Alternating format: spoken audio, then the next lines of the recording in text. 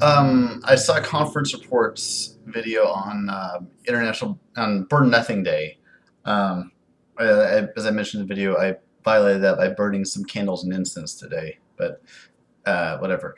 Um, I I want to respond to something you said about the symbolism of burning something.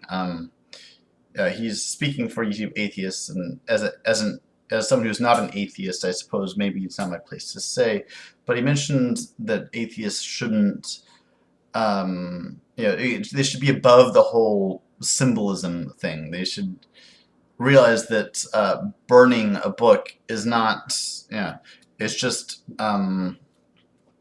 igniting a chemical reaction on a bunch of dead trees and in leather and that realize that is not important.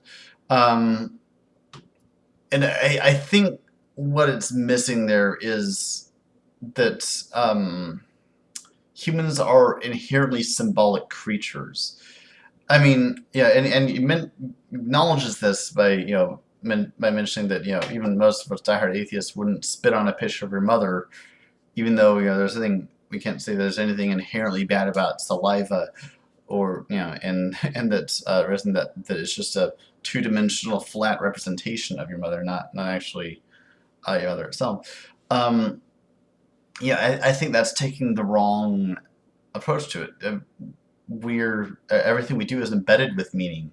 Um, in this video, I'm just creating expulsions of carbon dioxide gas through my mouth and manipulating it with my larynx and my tongue, my teeth, my lips to make these different sounds. But that's not how you hear it. You're not hearing it as the carbon dioxide gas. You're hearing it as meaning, as words, and that's something that goes deep into our evolutionary past. I mean, we developed this spoken language, at a very early stage in our development, and are able to communicate through these arbitrary sounds through expulsions of carbon dioxide gas, because we are inherently geared towards symbolism and meaning. And I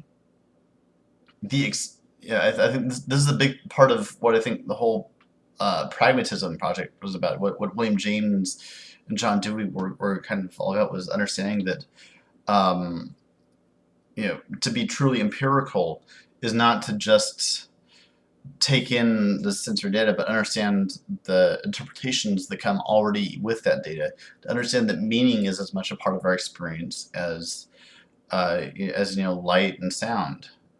We experience meaning in every moment, and that we ought not to just dismiss meaning as something sort of added onto, because it exists a priori. It exists within our very very experience.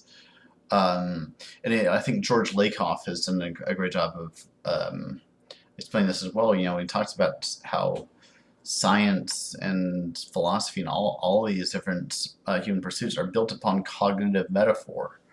The only way we can really understand just about anything in our lives is in terms of something else.